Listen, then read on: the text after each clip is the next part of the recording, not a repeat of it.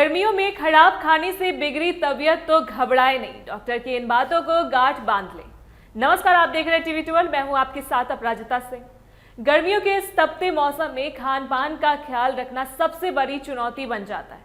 अक्सर हम काम की आपाधापी में या फिर स्वाद के चक्कर में बाहर का कुछ ऐसा खा लेते हैं जो हमारी सेहत पर भारी पड़ जाता है।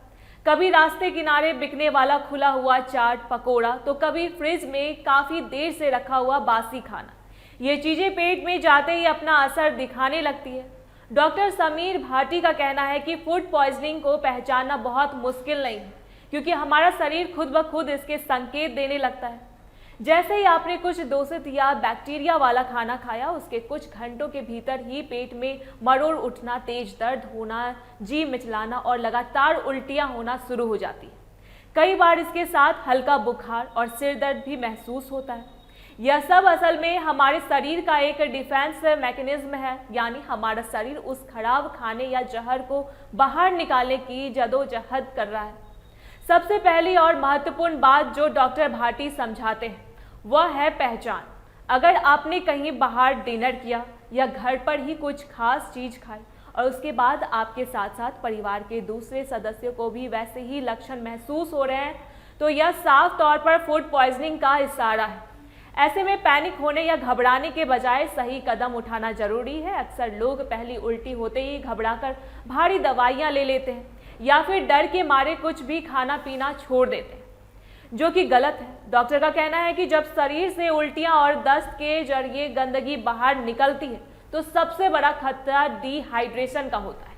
हमारे शरीर का पानी और जरूरी साल्ट जैसे ही कम होने लगता है, जिससे इंसान को चक्कर आने लगते हैं और हाथ पांव ठंडे पड़ने लगते हैं। यही वजह है कि डॉक्टर भाटी हाइड्रेशन यानी शरीर में पानी की मात्रा बनाए रखने पर सबसे ज़्यादा जोर देते हैं।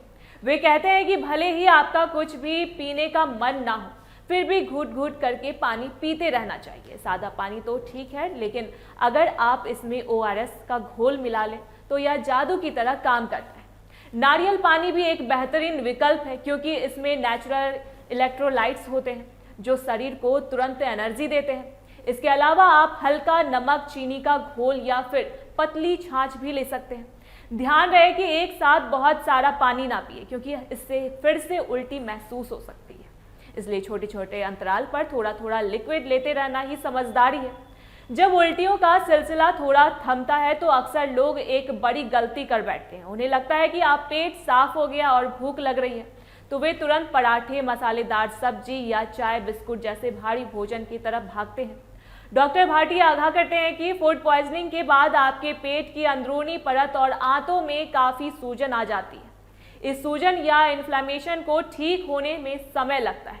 अगर आप इस नाजुक स्थिति में भारी या तला भुना खाना खाएंगे तो पेट उसे पचा नहीं पाएगा और आपकी समस्या दोबारा शुरू हो सकती है, या फिर पेट में लंबे समय के लिए इन्फेक्शन बैठ सकता है।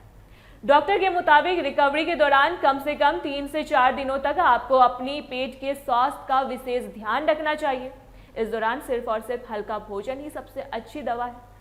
मूंग दाल की पतली खिचड़ी, बिना दूध का दलिया, उबला हुआ आलू या केला सबसे सुरक्षित विकल्प माने जाते हैं। केला विशेष रूप से फायदेमंद है क्योंकि इसमें पोटेशियम होता है, जो दस्त के कारण कम हुए मिनरल्स की भरपाई करता है।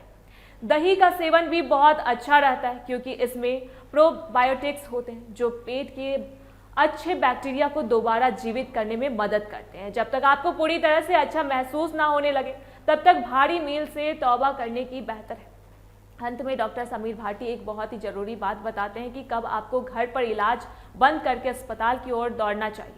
अगर घरेलू उपायों और हल्के खाने के बावजूद आपकी तबीयत में सुधार नहीं हो रहा है, उल्टियाँ बंद नहीं हो रही है या मल में खून आने लगा है, तो यह खतरे की घंटी है।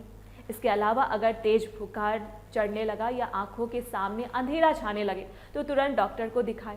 कई बार फूड पॉइजनिंग जैसे दिखने वाले लक्षण असल में टाइफाइड, पीलिया या किसी गंभीर बैक्टीरियल इन्फेक्शन की भी हो सकती है, जिसकी पहचान केवल मेडिकल टेस्ट के जरिए ही संभव है। इसलिए अपनी सेहत के साथ खिलवाड़ न करें। शुरुआती राहत के लिए ये उपाय अपनाएं, लेकिन जरूरत पड़ने पर पेशेवर सलाह लेने में देरी बिल्कुल ना करें। सावधान रहे, साफ सुथरा खाएं और स्वस्थ रहे। तो कैसी लगी हमारी ये जानकारी हमें कमेंट सेक्शन में जरूर बताएं। देखते रहे टीवी 12। धन्यवाद।